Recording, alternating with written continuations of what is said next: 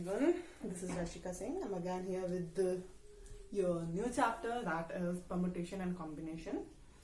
तो आज हम जो नया चैप्टर स्टार्ट करेंगे उसका नाम है परम्यूटेशन कॉम्बिनेशन. ये चैप्टर बेसिकली हम इसलिए पढ़ते हैं क्योंकि हमें इसमें अरेंजमेंट सीखने होते हैं. ठीक है, जैसे जैसे हम इस चैप्टर को पढ़ेंगे तो वैसे वैसे आपको समझ में आएगा कि हम क्या करने के लिए चैप्टर को पढ़ते हैं. बहुत इंपॉर्टेंट चैप्टर है. इस पर आपकी पूरी प्रोबेबिलिटी डिपेंड करती है. आप पीएनसी पढ़ने के बाद ही आपको थोड़ा सा प्रोबेबिलिटी में बहुत हेल्प मिलती है. ठीक है, तो इस चैप्टर को आप बहुत अच्छे से देखिएगा कि क्या है. तो बेसिकली होता क्या है permutation and combination. This is a kind of arrangement. मतलब चीजें हम अरेंज करते हैं. हर एक चीज में हमें अरेंजमेंट चाहिए होती है. अगर पढ़ा भी रहे हैं तो हमें पीरियड्स अरेंज करने होते हैं, शेड्यूल्स अरेंज करने होते हैं. इस तरीके से यहाँ पे हम सीखेंगे. मोस्टली तो नंबर्स में अरेंजमेंट सीखेंगे हम. वहां भी बहुत सारी चीजें होती हैं. जब हम करते रहेंगे तो आपको समझ में आएगा कि ये कैसे एप्लीकेबल है हमारे डे टू डे लाइफ में भी. ठीक है, तो इसके लिए मैं सपोज एक एग्जांपल लेती हूँ. परम्यूटेशन एंड कॉम्बिनेशन हमारे चैप्टर का नाम है. इसमें सपोज अगर हमारे पास सूटकेस होते ही हैं, नंबर लॉक वाले सूटकेस होते ही है ना, तो उसपे 4 डिजिट्स के होते हैं मोस्टली कि उसको आप अरेंज करके लॉक कर दीजिए. और बाय चांस अगर आप वो पासवर्ड भूल जाते हैं, ठीक है, सपोज जैसे अब ये 4 डिजिट का पासवर्ड था, इसमें से आपको ये याद है बस कि हाँ 7 था, बाकी मैं 3 भूल चुके. होता है काफी टाइम तक हम छोड़ देते हैं चीजें, तो हमारे माइंड से वॉश आउट हो जाती है कि हाँ भाई क्या था क्या नहीं था पता नहीं. तो अब यहाँ पे लगाते रहो इस तरीके. यहाँ भी जो है नंबर लगाने के कितने तरीके होंगे? 10. यहाँ भी नंबर्स चूज करने के तरीके 10 होंगे. यहाँ भी 10 होंगे. 10 नंबर्स क्यों होंगे? क्योंकि बेसिकली जो हमारे पास नंबर्स होते हैं वो 0, 1, 2, 3, 4, 5, 6, 7, 8, 9 जो कि 10 डिजिट्स हैं.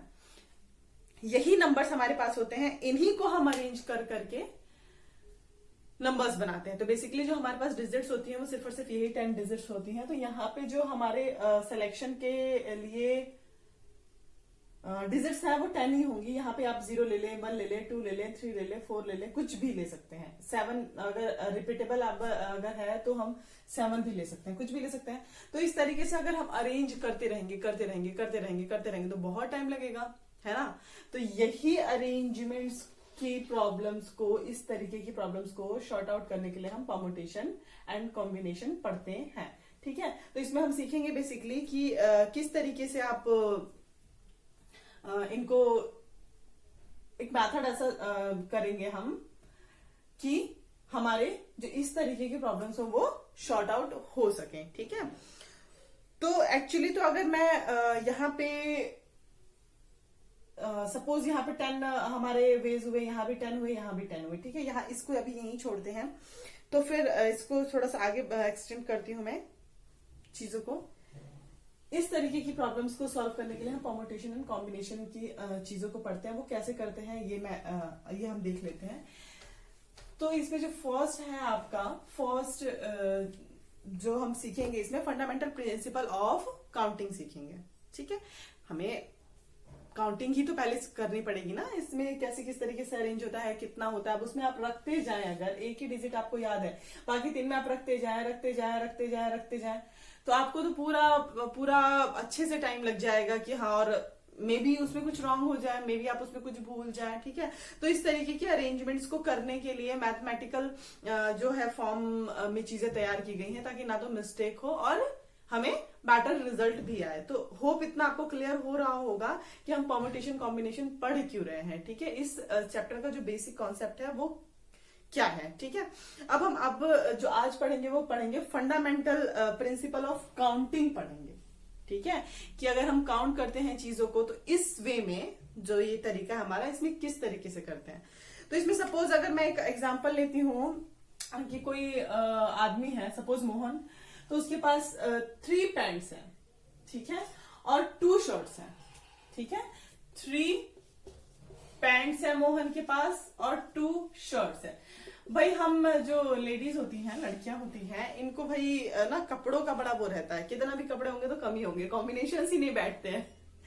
ठीक है, कि इसके साथ क्या अरेंज करें, इसके साथ क्या अरेंज करें. मुझे लगता है परम्यूटेशन कॉम्बिनेशन भी इन चीजों को तो नहीं शॉर्ट आउट कर सकता, बट यहाँ इसकी प्रॉब्लम को हम शॉर्ट आउट करने की कोशिश करेंगे जो मोहन है.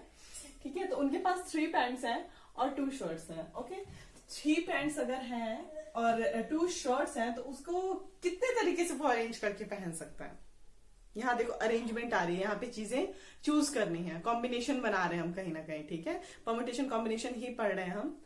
तो सपोज उसके पास P1 जो पैंट है, P1 पैंट है, उसको शर्ट को जो चुनने के तरीके होंगे उसके पास कितने होंगे, S1 S2, या तो पैंट 1 पे वो S1 शर्ट, 2 शर्ट्स है ना उसके पास, एक शर्ट का नाम हमने S1 रख दिया है, दूसरे का S2 रख दिया, 3 पैंट्स हैं उसके नाम हमने P1 P2 P3 रख दिया है, 2 शर्ट्स हैं उसके नाम हमने S1 और S2 रख दिया है। तो अगर हम अरेंज करेंगे सपोज P1 को, तो पहली पैंट पे हम दोनों शर्ट को चूज कर सकते हैं।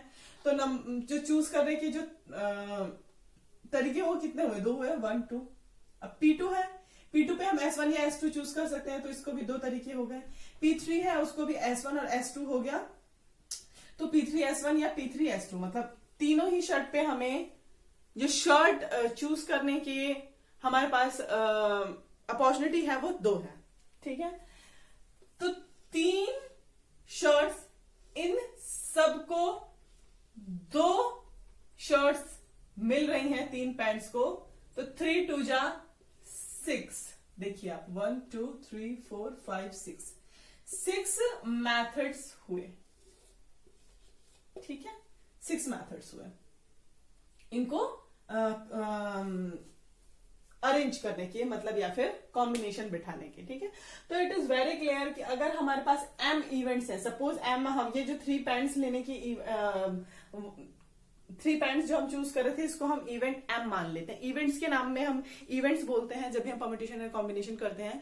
तो जब हम चीजें उठाते हैं 2 साइड से, या मतलब कुछ भी हमें आउटकम्स लेने होते हैं, ऑब्जेक्ट्स उठाते हैं जो हम अरेंज करने के लिए, उनको इवेंट्स बोल देते हैं, ठीक है। तो हम जब वो 3 पैंट्स को लेने का इवेंट बोलेंगे और 2 शर्ट्स को लेने का इवेंट बोलेंगे, तो उसको M मल्टीप्लाई बाय, मतलब जैसे इफ अगर मैं मैथमेटिकल फॉर्म में बोलूं, if an event occurs in n different ways following which another event can occur in n different ways, m different ways, m and n, ठीक है। अगर हम 2 m और n ही हम डिनोट करते हैं बेसिकली, हमें डिनोशन के हम हमेशा मैथड्स रख लेते हैं ना, x y z करके, तो m और n में करते हैं। सपोज m हमारा इवेंट अकर हो रहा है विद n, तो m और n दोनों के अकरेंस की जो वो होती है, दोनों को साथ में अकरेंस की अगर हम बात करेंगे, तो that will be m multiplied by n, ठीक है। Total number of occurrence of the event, अगर हमारे पास m एक इवेंट है और n एक इवेंट है, तो total number of occurrence of event will be m multiplied by n, okay. अगर हमारे पास m एक इवेंट है, n हमारे पास एक इवेंट है, तो टोटल जो हमारा दोनों के साइमल्टेनियसली अकर होने का जो इवेंट है, उसको m मल्टीप्लाइड बाय n से करेंगे। ऐसे ही अगर हमारे पास 3 चीजें हैं, अगर हमारे पास ये तो 2 पे था कि हाँ भाई उसके पास 3 पैंट्स हैं और 2 शर्ट्स हैं, उसको आप अरेंज कीजिए। सपोज हमारे पास कोई ऐसी चीज है जिसमें, जैसे आप सपोज बच्चे वाटर बॉटल ले जाते हैं, हम बहुत सारी चीजें एडवांस में ही रखते हैं कि भाई बच्चों को दिक्कत ना हो, है ना। तो अगर वो वाटर बॉटल ले जाते हैं, सपोज किसी बच्चे के पास 2 वाटर बॉटल है ना, और उसके पास लंच बॉक्सेस, जो टिफिन बॉक्सेस हैं, वो 3 है, ठीक है। 3 में से वो चूज कर सकता है, सपोज T1 T2 T3, ठीक है। इस वाले बॉटल के साथ भी अगर टिफिन, अगर वो 3 टिफिन है उसके पास, तो उसको अरेंज करने के 3 तरीके होंगे, ठीक है। अब हम आते हैं, अगर उसके पास वाटर बॉटल्स 2 हो, तो वाटर बॉटल्स को भी चूज करने के उसके पास 2 तरीके होंगे। अगर 2 वाटर बॉटल है तो W1 ये W2 कर देगा, ये भी भाई इसके पास भी 2 तरीके हो जाएंगे, W1 और W2, इसके पास भी 2 तरीके हो जाएंगे, W1 एंड W2, इसके पास भी 2 तरीके हो जाएंगे, W1 एंड W2, ठीक है। अब अगर मैं बॉटल B1 चूज करूं, टिफिन जो है वो T1 चूज करूं और वाटर बॉटल W1 चूज करूं, तो हमारे पास B1 T1 W1, ऐसी B1 T1 W2 यहाँ पे अगर हम इस तरीके से हम अगर करते जाएं, वाटर बॉटल इसमें B2 है, B1 है सॉरी, और टिफिन बॉक्स जो है वो T2 है और वाटर बॉटल B1 है। तो इस तरीके से जब हम करते जाएंगे तो आपको नंबर ऑफ अकरेंस क्या आएंगे, ये 2 थे हमारे पास water bottle. Event of occurring M times, first event is occurring M times, second event is occurring 1 2 3 times, मतलब M हमारे पास जो है वो 2 है, N हमारे पास जो है वो 3 है। तीसरा जो है हमारे पास तीसरा इवेंट भी था, दैट इज हम उसको P का नाम ले सकते हैं, कुछ भी ले सकते हैं, MNP है ना। तो P अगर हम इवेंट का नाम ले देते हैं तो हमारे पास वो वाटर बॉटल चूज करने का तरीका था जो कि 2 था, ठीक है। तो अब ये 2 है और ये 3 है। अभी हमने जस्ट पढ़ा कि अगर कोई event M number of ways में अकर होता है और साथ ही साथ उसके साइमल्टेनियसली अगर दूसरा event N number of ways में अकर होता है, तो दोनों के साथ में अकरेंस होने का जो दोनों साथ में अगर अकर होंगे तो उसका result will be M multiplied by N। अभी जस्ट हमने पढ़ा है ना। तो ऐसे ही अगर ये दोनों की सिर्फ हम बात करें, इसकी बात ना करें, तो M N दोनों को साइमल्टेनियसली इवेंट के अकर होने का जो होगा वो 6 हो जाएगा। अब ये 6 तो आ गया यहां तक, ठीक है। नाउ ये जो 6 है, अब इसको वाटर बॉटल्स के साथ कंबाइन करना है। तो वाटर बॉटल्स कितने थे, ये सपोज हमारा अब ये M हो गया और वाटर बॉटल्स वाला N हो गया। 6 multiplied by 12, 6 multiplied by 2 will be 12। कहने का मतलब ये है कि अगर आपके पास number of occurrence of event M N P तीनों साथ में होते हैं तो भी आप उनको मल्टीप्लाई करके ही रिजल्ट निकालेंगे। यही फंडामेंटल प्रिंसिपल ऑफ काउंटिंग होता है, ठीक है। कि अगर मैथमेटिकल फॉर्म में मैं बोलूं, if an event occurs in M different ways following which another event occurs in N different ways, then the total number of occurrence of event is the given order is M multiplied by M। Okay, हम ऐसे ही represent करते हैं। Arrangements पढ़ रहे हैं आप, arrangements ही देख रहे हैं आप, इसको करने के तरीके ही सीख रहे हैं आप।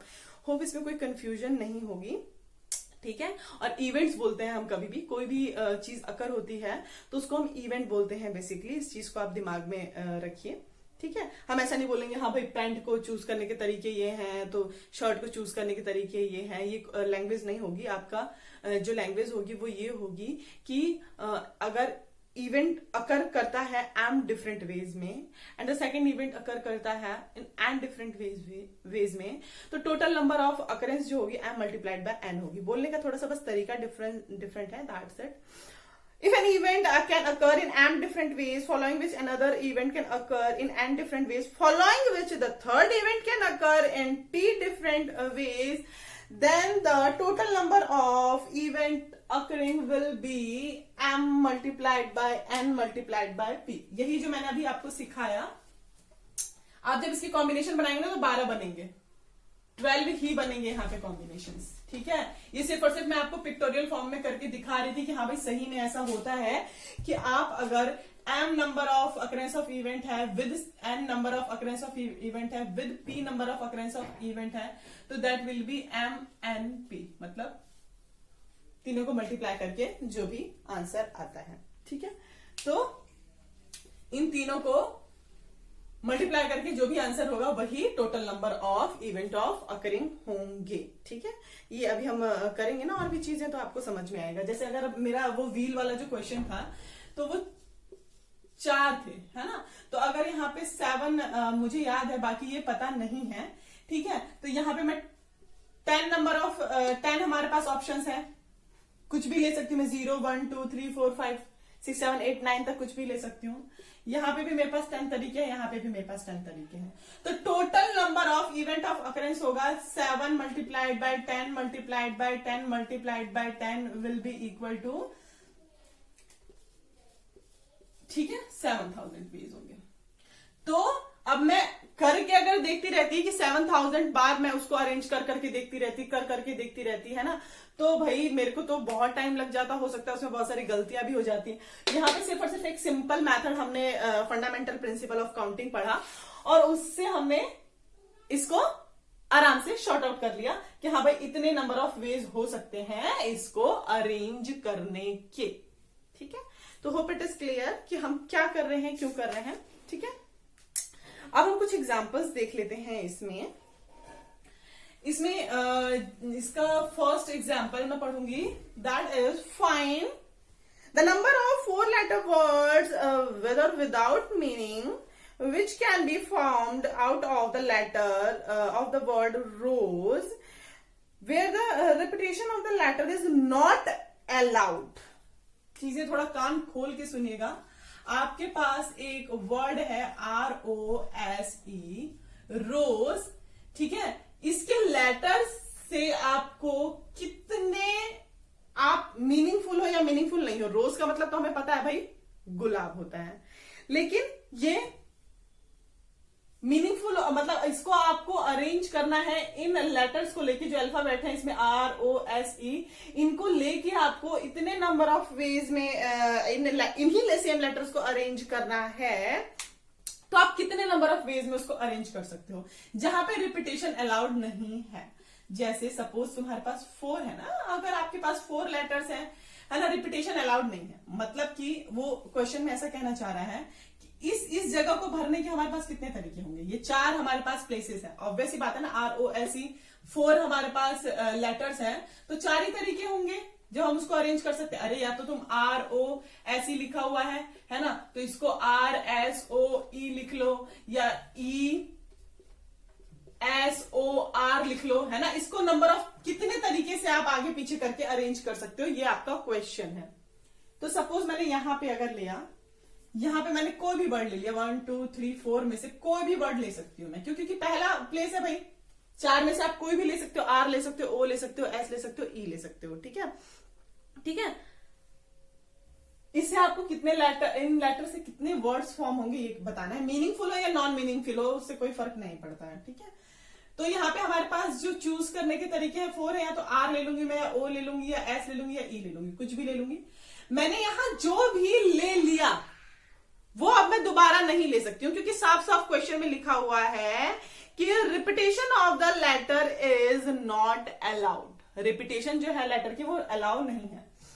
तो अब मेरे पास इसको फिल करने के सिर्फ और सिर्फ 3 तरीके बच जाएंगे। इन चारों में से मैंने कोई भी एक यहां पे ले लिया है, तो इसको तो फिल करने के 4 तरीके थे, लेकिन जो ये वाली जगह है, अब यहां पे एक कुछ फिल हो चुका होगा, कुछ भी, तो इसको जो फिल करने का तरीका होगा वो हमारे पास 3 होंगे। सिर्फ और सिर्फ 3 लेटर्स बचेंगे जिससे हम इस जगह को फिल कर सकते हैं। अब 4 हो गया, 3 हो गया, अब 2 लेटर्स तो यहां जा चुके हैं। अब इसको जो फिल करने का तरीका होगा वो 2 होगा, है ना। 2 भी तो बचे, 2 तो जा चुके थे, 2 ही लेटर्स तो हमारे पास बचे।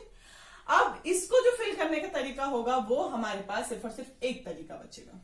ठीक है, तो आप देख लो MNPQ कुछ भी आप इसको ले लो, तो टोटल नंबर ऑफ वेज जो होंगे इवेंट अकर करने के, दैट विल बी इन सबका multiplication, that will B 24।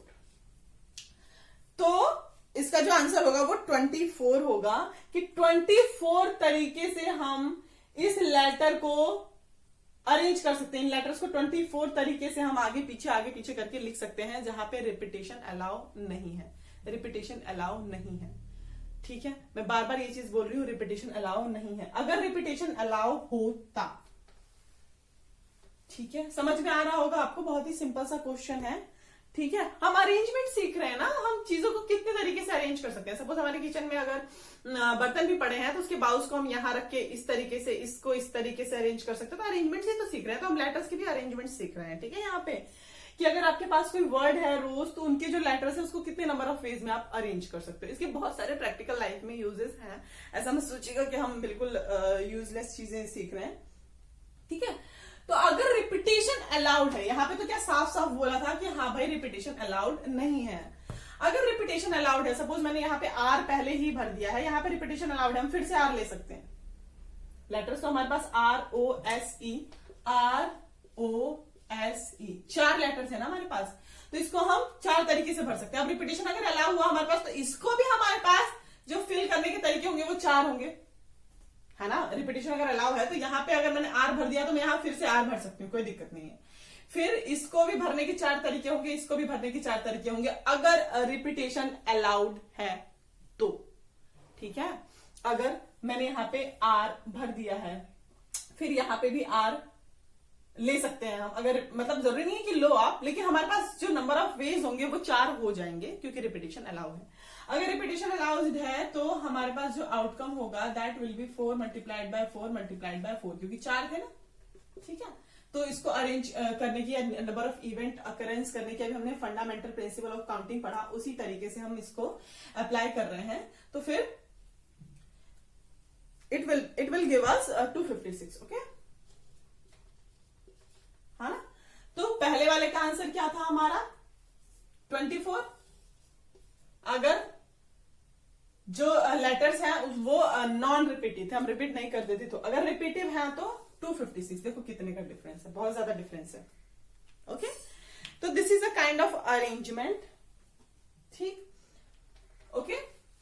Hope it is clear कि अगर इस तरीके के क्वेश्चंस आए तो आप कैसे करेंगे, ठीक है। आपको प्लेसेस बना के आप बस उसमें देखेंगे कि हाँ भाई रिपीटेशन अलाउड है या नहीं है, उस हिसाब से आप अपने जो डिसीजन को है वो वाइजली चूज करेंगे, ओके।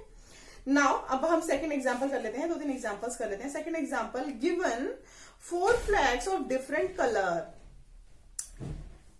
ठीक है। सेकंड एग्जांपल है 4 flags of different colour, how many different signals can be generated if the signal required the use of 2 flags one below the other. 4 flags है, ठीक है, 4 फ्लैग्स है हमारे पास, मेरी ड्राइंग इतनी अच्छी नहीं है, ठीक है। 4 फ्लैग्स है हमारे पास, सपोज है, इसको आपको सिग्नल बनाना है, वो भी 2 कलर में। तो यहां पे हम कुछ फिल कर सकते हैं, यहां भी कुछ फिल कर सकते हैं, ठीक है। तो हमें ऊपर नीचे 2 फ्लैग लेने हैं और सिग्नल बनाना है, तो हम कितने नंबर ऑफ तरीके से उसको अरेंज कर सकते हैं। अब इसमें आप देखेंगे कि रिपीटेशन तो अलाउ हो ही नहीं सकती भाई। एक फ्लैग अगर यहां लग गया तो उसी फ्लैग को आप यहां तो लगा नहीं सकते हो, ठीक है। होप इट इज क्लियर कि मैं क्या कहना चाह रही हूं। 4 फ्लैग्स है, उसको 2 तरीके से आपको अरेंज करने हैं। मतलब ऊपर कोई एक फ्लैग ले लो और नीचे कोई एक फ्लैग ले लो। यहां रिपीटेशन अलाउ नहीं होगी, बट ऑब्वियस है, ये कॉमन सेंस है कि अगर एक फ्लैग हमने यहां पे लगा लिया तो वो दोबारा हम यहां तो नहीं लगा सकते ना, है ना। लेटर्स नहीं है ये, दीज आर नॉट लेटर्स, ठीक है। लेटर्स होते अगर तो हम उसको लिख सकते हैं, आर को हम यहां भी लिख सकते हैं, आर को हम वहां भी लिख सकते हैं, दैट डजंट मैटर्स, ठीक है। तो अगर हमने यहां एक कोई फ्लैग ले लिया है तो ले लिया है भाई, तो इन चारों में से हम कोई भी ले सकते हैं। तो यहां पे जो नंबर ऑफ सिलेक्शन होंगे वो 4 होंगे, यहां पे जो नंबर ऑफ सिलेक्शन होंगे वो 3 ही बचेंगे, क्योंकि एक फ्लैग यहां ऑलरेडी लग चुका होगा। तो बाकी जो बचे हुए 3 हैं उसमें से हमको चूज करना होगा। तो number of outcomes of occurring an event is 4 and simultaneously with 3 the total number of occurrence will be 12, 4 multiplied by 3, okay. तो इसका आंसर जो है वो 3 होगा। Now hope it is clear कि हम क्या कर रहे हैं, ठीक है।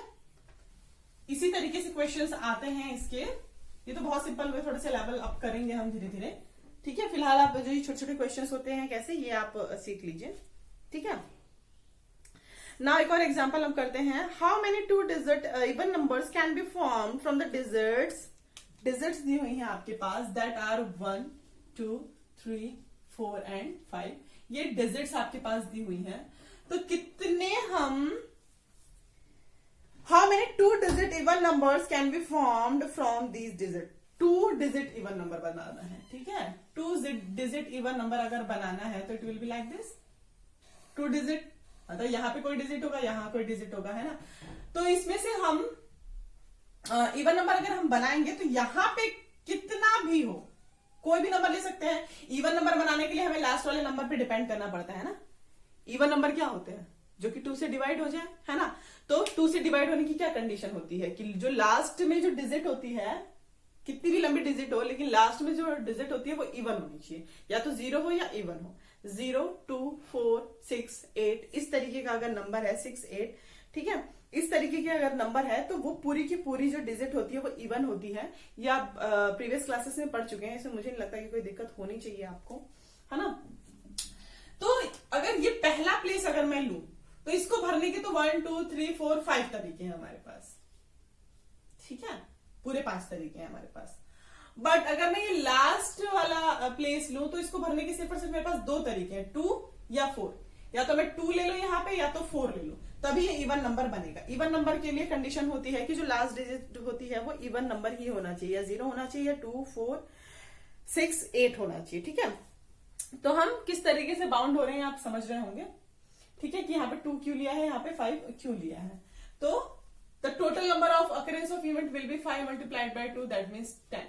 मतलब इसको अरेंज करने के टोटल जो तरीके होंगे हमारे पास वो 10 तरीके होंगे, ठीक है। 10 मेथड हमारे पास ऑप्शंस हैं जो हम इसको अरेंज कर सकते हैं। मतलब यहाँ सपोज आप 1 लिख लोगे, है ना, यहाँ पे 2 लिख लोगे, यहाँ पे 2 लिख लोगे, यहाँ पे फिर 2 लिख लो, 4 लिख लो, 2 लिख लो, कुछ भी लिख लो, है ना, फिर यहाँ 3 लिख लोगे, यहाँ 4 लिख लोगे।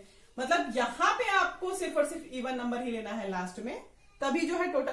कोई भी अगर हम बड़े से बड़ा नंबर लिखते हैं 3 2 5 6, है ना, 9, लास्ट वाली जो डिजिट होनी चाहिए हमेशा इवन होनी चाहिए, तो ये पूरा का पूरा नंबर ही डिविजिबल हो जाता है, या फिर पूरा का पूरा नंबर ही हम उसको इवन नंबर बोल देते हैं, ठीक है, अगर वो 2 से डिविजिबल हो तो।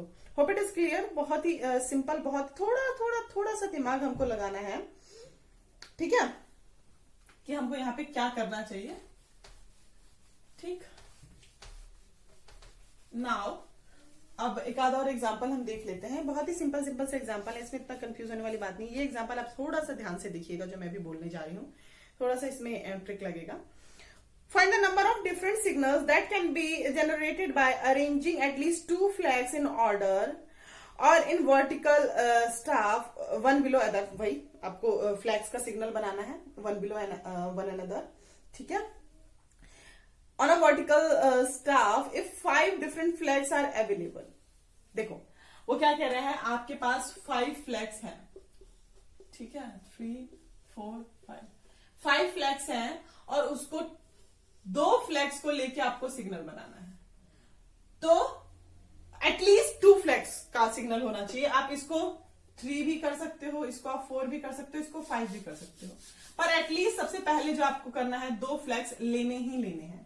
तो अगर आप 2 फ्लैग का सिग्नल बनाते हो तो इसको भरने के नंबर ऑफ वेज कितने होंगे, 5 फ्लैग है हमारे पास, तो 5 फ्लैग्स, और इसको भरने के कितने तरीके होंगे, 4 बच जाएंगे ना, एक यहाँ पे फ्लैग लग जाएगा, तो यहाँ पे अभी जस्ट हमने फ्लैग वाला जो किया है, तो it will be 5 multiplied by 4, ठीक है। अगर हम 2 फ्लैग का सिग्नल बनाते हैं, वो कह रहा है एटलीस्ट 2 फ्लैग का। एटलीस्ट मतलब आप 2 ले सकते हो, और उसके बाद 3 भी ले सकते हो, 4 भी ले सकते हो, 5 भी ले सकते हो। एटलीस्ट कहने का मतलब ये होता है कि 2 से कम फ्लैग लेके आप सिग्नल नहीं बना सकते हो, और 2 से ज्यादा तो आप ले ही सकते हो। तो अगर आपने 3 फ्लैग्स लिए, सपोज 3 फ्लैग वाला सिग्नल आपने बनाया है 1 2 3, तो इसको भरने के तरीके 5 होंगे, इसको 4, इसको 3, है ना, तो this will give us 5 multiplied by 4 multiplied by 3, ठीक है। जरा देखते रहिएगा ध्यान से कि मैं क्या कर रही हूँ, ये थोड़ा सा कंफ्यूजन वरना क्रिएट कर देगा आपको, है ना। अभी अगर हम 3 फ्लैग्स लेते हैं तो वाली बात है, ठीक है। इसी तरीके से अगर मैं 4 फ्लैग का सिग्नल बनाती हूँ, वो कह रहा है कि एटलीस्ट 2 फ्लैग लेने हैं आपको, उसके ऊपर आप ले सकते हो, कोई दिक्कत नहीं है। तो हमें तो सारे ऑप्शंस लेके साथ में चलने हैं, ठीक है। 2 वाला भी ले लिया, 3 वाला भी ले लिया, अब ये हम 4 वाला भी ले लेते हैं। तो इसको फिल करने के 5 ऑप्शंस होंगे हमारे पास, इसको 4, इसको 3, इसको 2, ठीक है। एक फ्लैग यहां लग गया, फिर हमारे पास 4 फ्लैग बचे, तो उन चारों में से हम सेलेक्ट कर सकते हैं। फिर हमारे पास 3 बचेंगे, यहाँ पे 2 लग जाएंगे, तो फिर हमारे पास 2 बचेंगे। तो इसको हम जो नंबर ऑफ फंडामेंटल काउंटिंग था, जो मल्टीप्लिकेशन काउंटिंग वाला, वो मेथड लगा के हम यहाँ पे कर रहे हैं। दिस विल गिव अस 120, ठीक है। अब तो ये तो हो गया 4 वाला। ऐसे अगर मैं 5 वाला करूं तो इसको फिल करने का सिर्फ और सिर्फ 1 फ्लैग हमारे पास बच जाएगा, है ना, सिर्फ और सिर्फ 1 फ्लैग बच जाएगा। मतलब 5 multiplied by 4 multiplied by 3 multiplied by 2 multiplied by 1, ये भी 120 देगा। अब हमको टोटल नंबर ऑफ हमारे जो आउटकम्स होंगे, ये इन सब को अगर हम प्लस करेंगे तब आ जाएगा। क्यों? क्योंकि हमारे पास एटलीस्ट 2 फ्लैग वाला सिग्नल बनाना था, उससे ज्यादा हम कुछ भी ले सकते हैं। तो हमें तो नंबर ऑफ अरेंजमेंट्स ही करने हैं ना, कि हम कितने तरीकों से उसको अरेंज कर सकते हैं। ठीक है, तो इन सबको हमें प्लस करके लिखना पड़ेगा। That will B 20 plus 60 plus 120 plus 120, that will give you 320। ठीक है, तो टोटल जो होगा वो टोटल को हम लेके चलेंगे। ठीक है, इसलिए आप जो है आप क्वेश्चंस बहुत ही ध्यान से सुनिएगा। इसमें ऐसा इसलिए हमने किया था क्योंकि एटलीस्ट 2 फ्लैग्स का सिग्नल बनाना था, उससे ऊपर आप कुछ भी बना सकते थे। तो हमने 3 फ्लैग्स का लिया, फिर 4 फ्लैग्स का लिया, फिर 5 फ्लैग्स का लिया, उन सबको प्लस कर दिया। ठीक है, इसमें सिर्फ और सिर्फ आपको थोड़ा सा अभी क्या है, नया नया है ना, ये चैप्टर बहुत ही न्यू है, तो थोड़ा सा आपको माइंडसेट करने में टाइम लगता है इसमें, और बहुत ही इजी चैप्टर है। ओके देन, तब तक आप करिए प्रैक्टिस इसमें। ओके, फिर हम नेक्स्ट लेक्चर में मिलते हैं। बाय।